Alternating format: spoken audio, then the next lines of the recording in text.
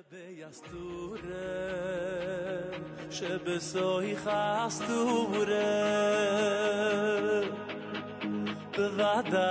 גם שם נמצאו השם ישבורה ויפל ביסתורה écoutez הלכות אורח חיים ב' לעניין de קריאת שמע על המיטה. On va rentrer dans une nouvelle halakha qui est, je pense, pas très longue, non, elle n'est pas très longue, sur la Torah 36. רבי נתן הגיע על פי המאמר בקרוב עלי מרעים בספר הראשון סימן ל"ו ואין שם כל המאמר והכלל כי כל נפש מישראל הוא משורש ב-70 נפש של בית יעקב. Le principe général, c'est comme on l'a vu déjà, que chaque nefesh d'Israël, c'est-à-dire chaque âme juive, sa racine elle est dans les 70 nefashot de la maison de Yaakov. Quand Yaakov il est descendu en Égypte, ils étaient 70, ça c'est la racine de tout l'âme Israël. N'importe quel juif, son âme, sa racine est dans ces 70 personnes-là. Et maintenant les 70, ces 70 âmes qui sont la racine de toutes les âmes du âme Israël, elles sont, leur racine c'est dans les 70 facettes de la Torah. Donc il y a la Torah, dans la Torah il y a 600 000 lettres, c'est toutes les Neshamot d'Israël. Maintenant dans la Torah il y a 70 panim, c'est-à-dire qu'il y a 70 façons de pouvoir se connecter à Hachem à travers la Torah. Ça c'est la racine des âmes. C'est pour ça que chaque âme elle a une connexion par rapport à Hachem, par rapport au visage de la Torah, c'est-à-dire à la langue de la Torah qui la concerne. Maintenant, dans le monde, il existe en opposition à ça les 70 nations avec leurs 70 langues. C'est-à-dire les maasé, les 70 langues, c'est 70 façons de brouiller la connexion entre Hachem et le Ham Israël. C'est-à-dire que c'est du moment où il y a 70 canaux de connexion entre Hachem, la Torah, les 70 nefashot Israël et toutes les âmes juives, il est venu, il a apparu à l'époque de Bavel, il a apparu ces 70 nations, c'est-à-dire que chacune elle a pris sur elle de créer un langage qui va venir interférer dans le langage d'une des facettes de la Torah pour empêcher la communication avec Hachem et pouvoir profiter pleinement de ce monde en ignorant l'existence d'Hachem. Ça c'est le plan qui a été fait au départ. Veda shetavat niouf iklaliut midot raot shel 70 lashon. Et Rabbeinu dit, ici Rabbi Nathan il rapporte que sache que la ta'avat niouf, c'est la débauche, l'union de la ta'ava des femmes, c'est quelque chose qui inclut toutes les 70 facettes qui viennent, les 70 brouillages, si vous voulez, de la Torah. C'est-à-dire que maintenant cette ta'ava-là, elle correspond à, si vous voulez, à l'unification. Pachout, c'est le contraire de Echad, c'est l'unification dans le mal, si vous voulez. Il y a unification dans le bien, que les 70 nefashot, c'est Echad, c'est Hachem. Et dans le mal, il y a une union de toute la Klippa, c'est cette Ta'ava-là. C'est-à-dire cette Ta'ava, toutes les nations, elles sont dedans. Même s'il y a une nation qui a choisi le crime, ou de boire du vin, ou tout ce que, comme Rabbeinu rapporte dans le Baal Tfila, même qu'il y a des nations qui ont une spécialité, une elle a la paresse, l'autre elle a la jalousie, l'autre elle a le crime, etc. Mais il y a une ta'ava klalit, c'est-à-dire qui inclut toutes les 70 nations, c'est ce union-là de la ta'ava des femmes. Ou bishvilze darshuch menuzal lotatu acharei nechem atavat niouf. C'est pour ça que les chachamim ils ont expliqué que ne vous laissez pas entraîner après votre cœur et après vos yeux. Ça c'est la ta'ava des femmes. Pourquoi les chachamim ils ont ils ont interprété comme ça la Torah. Pourquoi ils ont dit, quand la Torah dit Lotatu enechem, c'est cette ta'ava là. Pourquoi il n'y a pas d'autre chose? Il y a beaucoup de ta'avot. Pourquoi ils ont tout mis là-dedans? C'est-à-dire ne te détourne pas d'Hachem. Ça veut dire ne regarde pas comme Rabbi Shimon disait à ses élèves. Quand il y avait une belle femme qui passait, il disait ne regardez pas l'idole, ne regardez pas cette idole. Ça veut dire que maintenant ça inclut, c'est le principe de la négation de l'attachement à Hachem. Hein?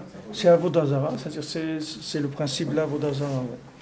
Veda ki tikun shel irurei znut sheba le'adam sheomer shema u baruch Shem.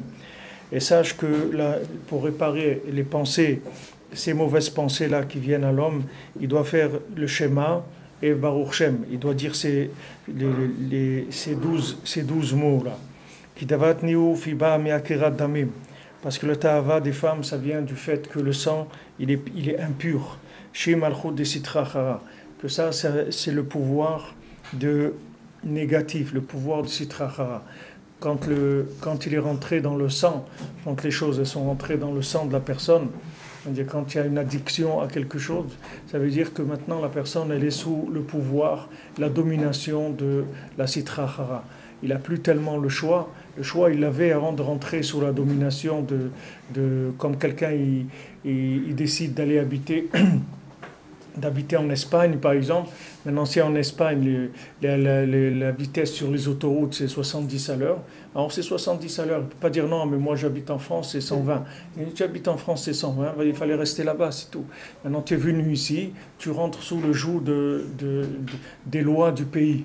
Ça, c'est pareil. Quand quelqu'un il s'amuse avec une ta'ava, alors il y a un pays qui est un spécialiste de cette ta'ava-là. Et ce pays-là, il a un ange dans le ciel qui est son maître, qui est le maître de cette ta'ava-là.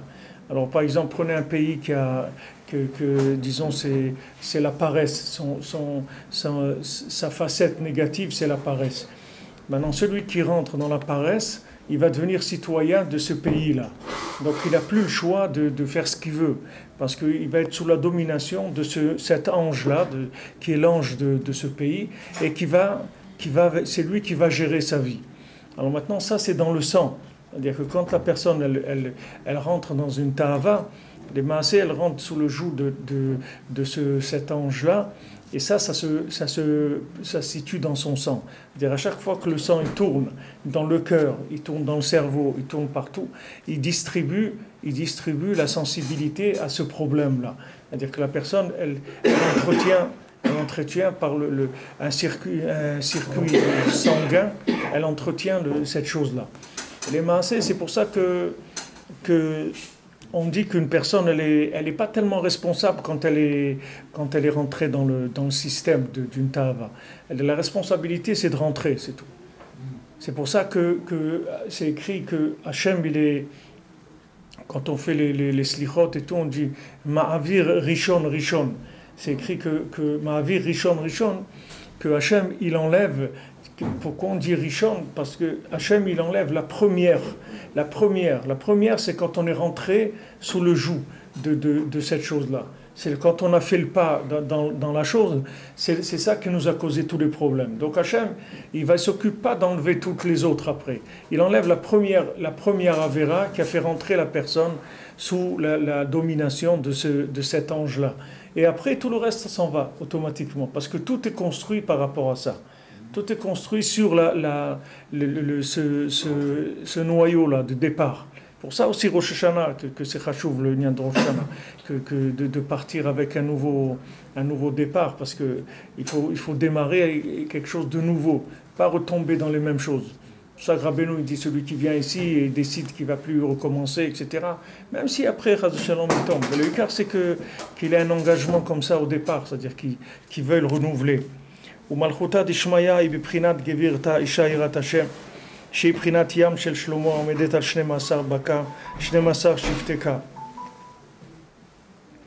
Maintenant la malchuta d'Ishmaya, c'est-à-dire le pouvoir d'Hachem, c'est c'est Gevirta, c'est-à-dire la maîtresse de maison, c'est celle qui craint Hachem, c'est-à-dire c'est la Malchut de Gdusha. La Malchut de Gdusha dans le monde, ça va se matérialiser par la femme, c'est-à-dire quand quelqu'un il est marié avec une femme kshera, alors sa femme représente le Malchut de Gdusha. Et si quelqu'un maintenant il est dans cette tava de Niouf, alors le Maasé, il est marié avec cette clipa-là, qui est la clipa qui était la femme d'Adam Arishon avant qu'il ait Chava. Alors cette clipa-là, c'est le pouvoir de Sitra Achara. Et quand quelqu'un il est dans cette tava, alors cette clipa-là, que dans le monde, on l'a vu se matérialiser, par exemple, avec Agar. Agar, c'est Malchut de Sitra Achara, elle a donné Ishmaël. Et tout ce système-là, c'est le système négatif du pouvoir de Sitra Achara. Maintenant, c'est comme ça que Ishmaël il a pris du pouvoir, Ishmaël il a du pouvoir, qu'il a pris des brachot chez Abraham, etc. Et même qu'elle a eu des enfants avant Sarah et tout ça, c'était très très difficile pour Sarah. Parce que c'était comme l'échec du pouvoir d'Hachem dans le monde. Il dit comment c'est la servante qui prend le pouvoir, etc. Donc Sarah tout de suite, elle a dit à Abraham de chasser cette femme-là de la maison avec son fils, parce qu'elle a dit il faut la sortir de la maison, il ne faut pas que cette femme-là, elle soit présente ici. Bien que c'était la fille c'était une princesse et tout, mais elle représentait le pouvoir négatif, c'est-à-dire le pouvoir dans le monde qui est déconnecté de la Emouna dans Hachem, est déconnecté de la crainte d'Hachem. Alors que maintenant une femme qui est une femme kshera, elle représente la crainte d'Hachem, elle représente le pouvoir d'Hachem dans le monde. Alors, cette femme vertueuse, cette Eshet-Raïl, cette femme qui est la femme kshera, alors c'est symbolisé aussi par le principe de Yam Shel Shlomo. Yam Shel Shlomo, on avait vu que Shlomo HaMelech, il avait construit une sorte de mikvé qui était sur 12, il avait 12 taureaux, 12 vaches en bronze ou en cuivre, 12 vaches en cuivre, et sur ces vaches-là, il y avait comme une piscine, c'était un mikvé, et ce mikvé servait aux Kohanim pour être Metaher Atzmam. Alors ce symbole-là qu'il a fait Shlomo, c'est pas Stam, c'est pas des trucs artistiques qu'il a fait pour décorer. Il avait une kavana, il a fait Shlomo HaMelech, c'était un grand chacham. Il savait, Rabbeinu il dit que Shlomo HaMelech, c'est un chacham, il connaissait toutes les connexions du monde. Shlomo HaMelech, il était capable de te faire pousser une banane en Alaska, parce que même en Alaska, tu peux faire pousser une banane. Mais il faut savoir où est-ce qu'il y a le circuit qui favorise le fait de faire pousser une banane en Alaska, même s'il fait moins 50 degrés. Alors lui, Shlomo HaMelech, connaissait tout ça, c'est-à-dire il savait n'importe où dans le monde où il y avait des connexions avec tout. Alors lui, il a fait cette chose-là parce que ces 12 vaches-là, elles représentaient les 12 Shvatim qui sont dans le Kriyat Shema aussi, les 12 mots qu'il y a dans Shema Israël et Baruch Shem. C'est-à-dire il y a 6 et 6, c'est les 12 Shvatim, les Maaseh, c'est le moyen de s'inclure dans Echad. C'est comme ça qu'on reconnaît Echad. C'est-à-dire quand on dit Shema Israël, Hashem Elokeinu, Hashem Echad, Baruch Shem, alors quand on dit ça, c'est comme ça qu'on s'inclut dans Echad. Comment on s'inclut dans Echad? Par les 12 canaux qui sont les 12 Shvatim.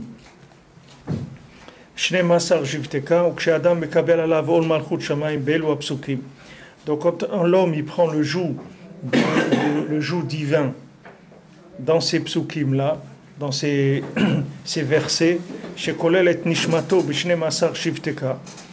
qu'est-ce qu'il fait? Il inclut son âme dans les 12 shvatim, dans les 12 tribus, et il sépare sa neshama des âmes du Erev Rav, c'est-à-dire de ce qui représente le malchut de Sitra Achara. Habaïm Mishazona, qui vient d'une femme qui est une prostituée. Chez Shifra Bisha, qui s'appelle la mauvaise servante.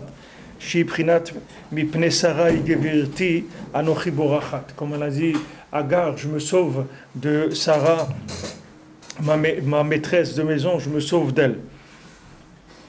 Ça veut dire que maintenant, comme on l'a dit j'ai dit plusieurs fois au Shana, c'est-à-dire qu'il n'y a pas, nous, on ne doit pas faire la guerre.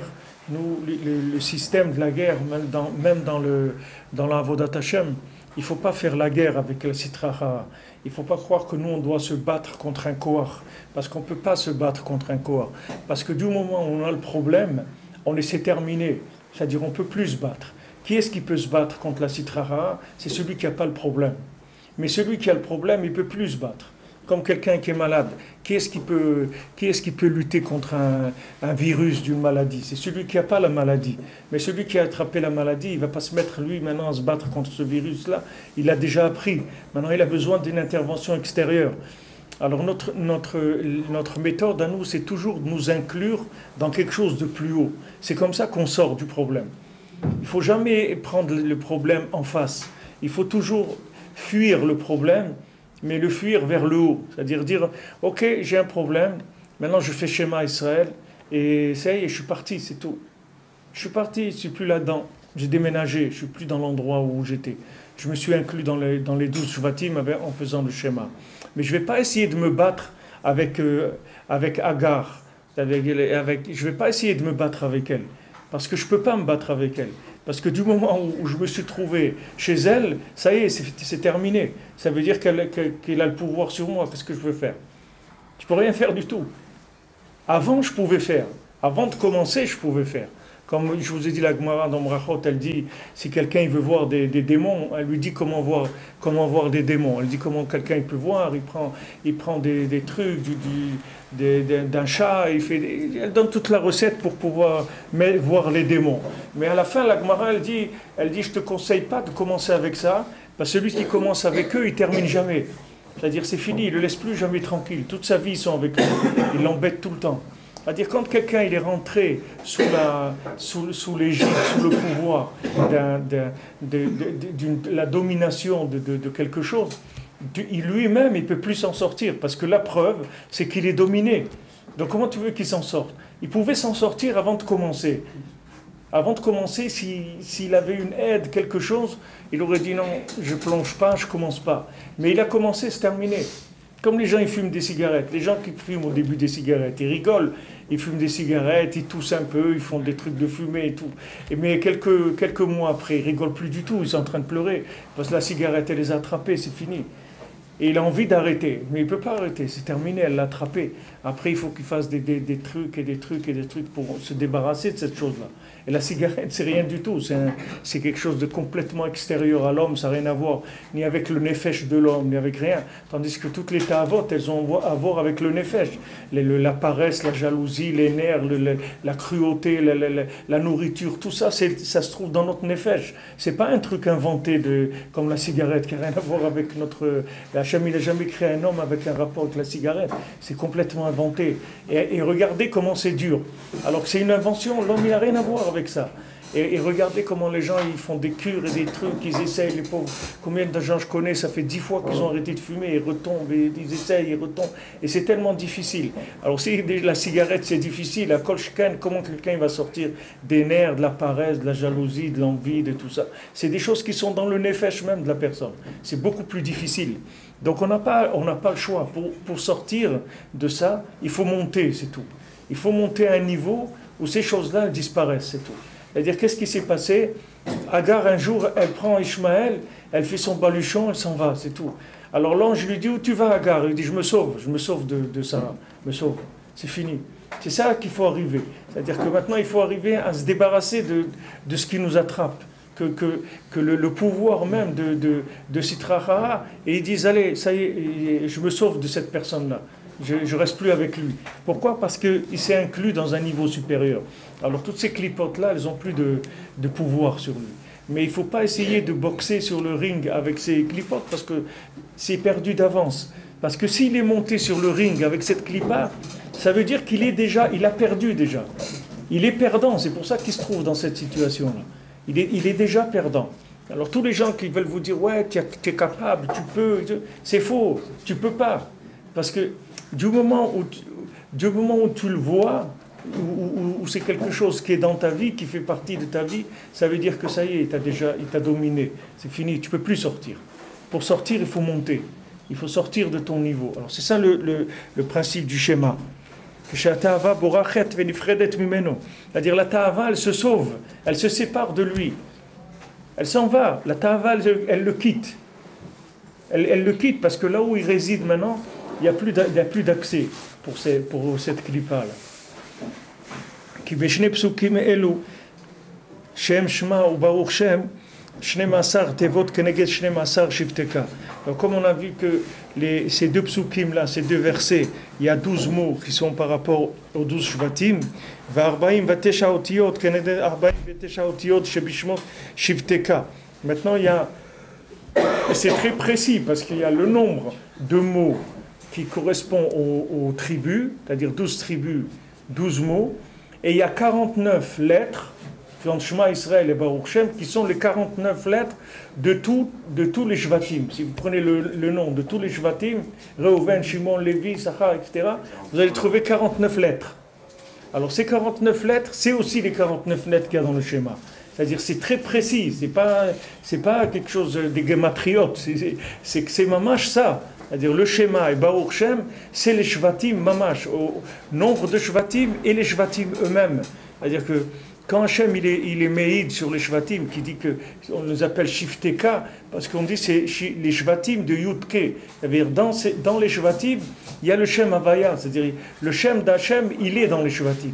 Donc ce qu'on doit faire, c'est s'inclure dans le Shevet. C'est tout. C'est pour ça que celui qui était tamé, on le sortait du campement. Il ne pouvait pas rester dans le campement. Même dans son chevet, il ne pouvait pas. Kolshken, le chevet des Kohanim qui étaient autour du Mishkan, qui ne pouvait pas. Mais même son propre chevet à lui, il ne pouvait plus rentrer. Il était dehors, jusqu'à qu'il passe le temps qu'il faut pour se purifier. Après, il rentre. Parce que le chevet, il a un corps de purifier la personne. Le principe d'inclusion, c'est quelque chose qui est très très fort. C'est quelque chose qui est extrêmement puissant et c'est très facile à faire. C'est pas difficile.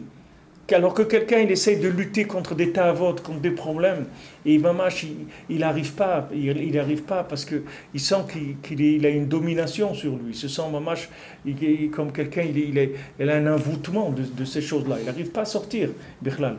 Alors que s'il s'inclut dans quelque chose de général qui est le Shem Hashem mamash, ça y est, ce problème il est résolu. C'est le principe aussi du kibbutz, qu'on appelle kibbutz de Rosh Hashanah. Qu'on se réunit tous. Pourquoi on se réunit tous? Parce qu'on n'arrive pas tout seul. C'est pour ça qu'on se réunit. Si on arrivait tout seul, on n'a rien à faire ici. On vient là parce qu'on ne s'en sort pas. Alors on dit on va se mettre ensemble. Peut-être qu'ensemble, on va pouvoir fusionner. Et à ce moment-là, on va chacun se débarrasser des problèmes qu'on a.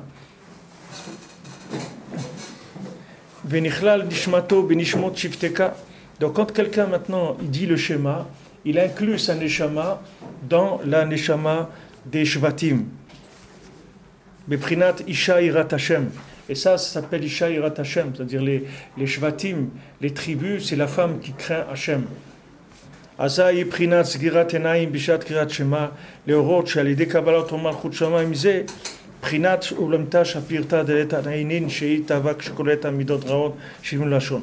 Alors maintenant, quand on fait le schéma, on ferme les yeux quand on fait schéma. Pourquoi on ferme les yeux? Il n'y a pas quand on annonce schéma Israël et tout, il n'y a pas de raison de fermer les yeux. Pourquoi on ferme les yeux quand on dit ça? C'est pas une de concentration. On ferme les yeux pour montrer que maintenant qu'on s'est inclus dans les shvatim, dans les 12 shvatim, on a fermé les yeux de ce monde. C'est-à-dire ce monde-là, on ne le voit plus, c'est fini. On ne le voit plus.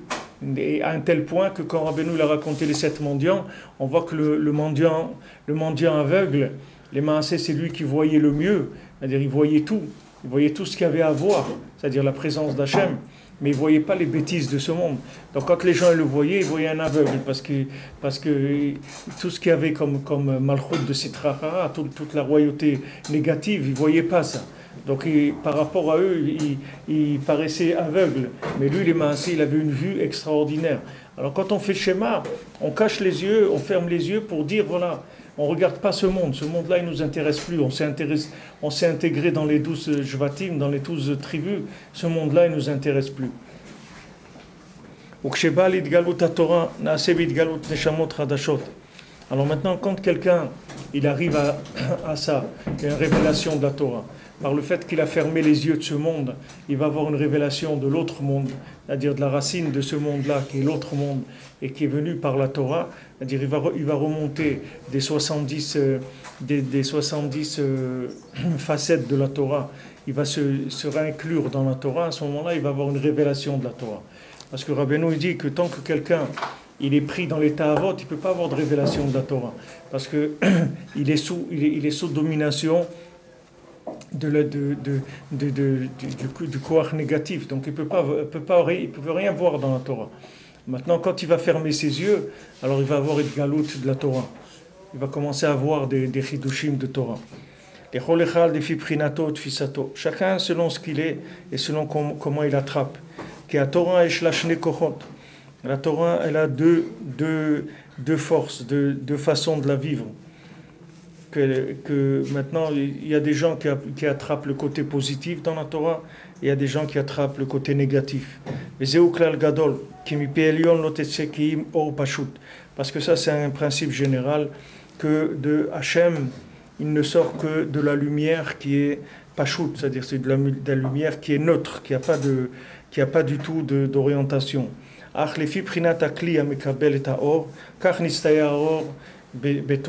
Selon le récipient qui reçoit la lumière, c'est lui qui va donner la forme à la lumière. C'est ce qu'on avait vu. Tout ça, je vais un peu vite parce qu'on a déjà fait plusieurs fois, puisque c'est mamash les colonnes vertébrales de la Torah, de cette Torah-là, c'est tous les éléments qu'il amène maintenant. C'est-à-dire ça, c'est Bilam qui avait l'habitude de prendre de la lumière. Il montait, il prenait de la lumière neutre, il l'a transformée en malédiction. Et cette fois-ci, il n'a pas eu de chance parce que Hachem, il lui a bloqué, il n'a pas laissé avoir accès avec ses kelim à lui. Il lui a donné une lumière qui était déjà bénite. Et de là, chacun, il peut savoir, même si quelqu'un, Chas Shalom, il se sent qu'il est un Bilam, c'est pas grave. Pour lui aussi, il y a une Torah, que cette Torah-là, elle va permettre de le réparer sans qu'il puisse, lui, la détruire. L'outil, il va pouvoir travailler sur lui, même que lui soit à l'envers complètement. L'outil va quand même pouvoir marcher parce qu'il y a une Torah qui est déjà prête pour des applications. Elle n'a pas besoin de notre intervention du tout. Maintenant, toute la réparation du récipient, c'est par le fait qu'on surveille, qu'on garde l'alliance. Et après, comme ça, il reçoit la lumière, il la dessine, il la forme en bénédiction. Aïncham Kol Ze'etev va voir tout ça là-bas bien comme il faut. Donc Rabbi Nathan il dit avec le Kriyat Shema, on arrive à lutter contre les pensées de cette Tava.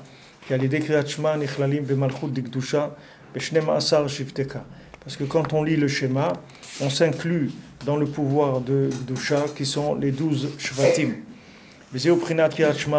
Alors maintenant, Rabbi Nathan, c'est là où il va commencer ce qu'il voulait dire par rapport au Kriyat Shema à la Mita. Jusqu'à maintenant, il a mis en place juste la grille. Il a mis en place la grille de la Torah. Maintenant qu'il a mis en place la grille de la Torah, maintenant il va descendre sur la halakha elle-même pour la voir à travers cette grille de la Torah. Parce que tout le lien de la réparation du sommeil, c'est pour être sauvé des mauvaises pensées. Comme on dit à Kadosh Baruch Hu, on demande à Hachem, quand on fait la bracha de Mapil, la bracha qu'on demande le sommeil, qui soit un sommeil positif. Il dit que je ne sois pas affolé par des choses qui vont venir, des rêves qui sont mauvais ou des mauvaises pensées.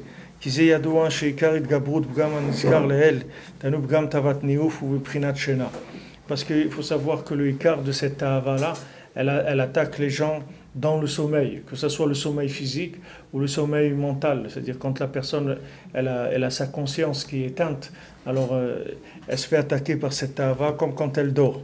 Prinat mikre laïla chas shalom. Vous venez d'utiliser un mot très intéressant, c'est le mot conscience. Donc ça veut dire qu'il y a aussi le mot inconscience. il y a plusieurs niveaux, d'accord? Ouais. On peut lutter, les maîtres, la teshuva, c'est ça, on lutte avec le conscient, et l'inconscient, on n'a pas tellement de prise, mais lâché, quoi. On est lâché, mais dans cette façon, c'est-à-dire vous avez le choix, avant d'être lâché, vous avez le choix. Comment vous vous lâchez? Si vous prenez un parachute ou vous ne prenez pas de parachute. Toute la préparation du Kriyat Shema avant de dormir et tout, c'est pour se lâcher en étant protégé. C'est pas se lâcher complètement. C'est-à-dire, on sait qu'on va rentrer dans quelque chose où on ne va pas maîtriser, justement parce qu'on a une extinction de la conscience. Mais seulement, on prend des éléments pour nous protéger dans ce passage-là, obscur, où on est inconscient. Mais il n'y a pas d'inconscience totale. L'inconscience, c'est toujours pareil. L'inconscience totale, elle vient d'un choix.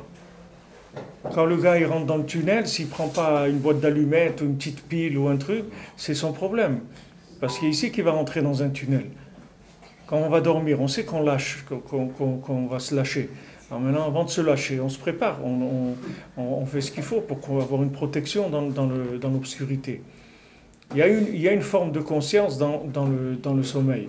C'est pour ça que nous, on est responsables, je l'ai dit plusieurs fois, même quand on fait des dégâts en dormant, on est responsable. Si vous êtes chez quelqu'un, vous dormez, en vous tournant dans le lit, vous lui cassez un lustre, vous le payez le lustre. Vous ne pouvez pas dire je dormais, ça n'existe pas. C'est-à-dire que si maintenant, quand en dormant, vous lui avez cassé le lustre, ça veut dire qu'en étant réveillé, vous avez mis un œil sur le lustre. Et après, en dormant, vous allez continuer, c'est passé dans l'action. Donc avant de dormir, il faut annuler ces choses-là. C'est pour ça on dit je suis mochel de tout celui que m'a fait. On essaye de se déconnecter de tout ce qui peut être négatif, parce que sinon ça va avoir des conséquences dans la qualité du sommeil. Et la qualité du sommeil, elle va entraîner la qualité de l'éveil du lendemain aussi. Parce que quand vous dormez mal, la journée, vous êtes à plat complètement. Ça veut dire quand vous dormez mal. Si la nuit, vous êtes fait ramasser par des trucs, des clipotes, et après, il y a les autres qui vous retrouvent l'équipe du jour. Il y a l'équipe de la nuit, il y a l'équipe du jour. Vous comprenez? Et il faut couper. Il faut couper les liens avec ces choses-là. Toutes les mitzvot qu'on nous donne à faire, de Niyan, de Kriyat Shema avant de dormir, le Kriyat Shema le matin, tout ça, c'est des façons de se protéger de ça, de vivre tout le temps plus haut, c'est tout, de manière à ce qu'on ne soit pas atteint par les clipotes.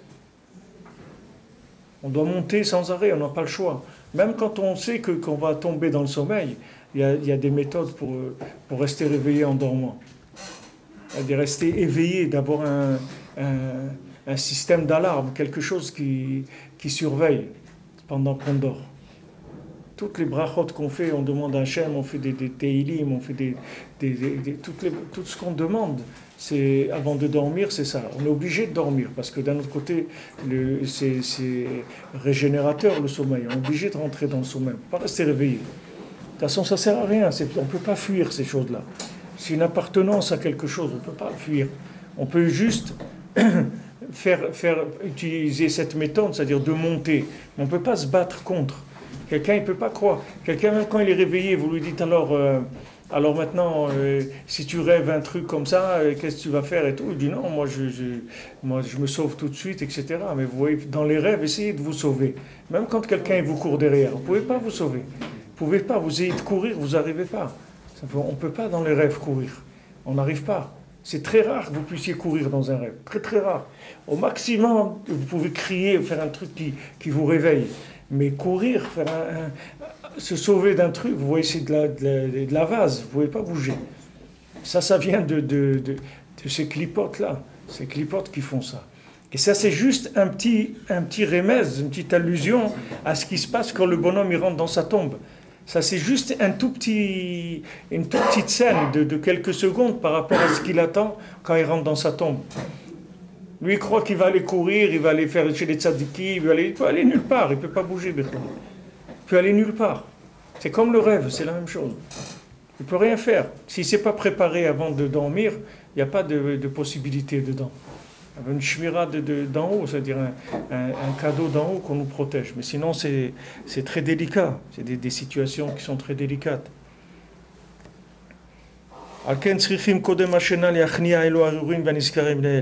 Donc maintenant, il faut, avant de dormir, se repousser ces mauvaises pensées. C'est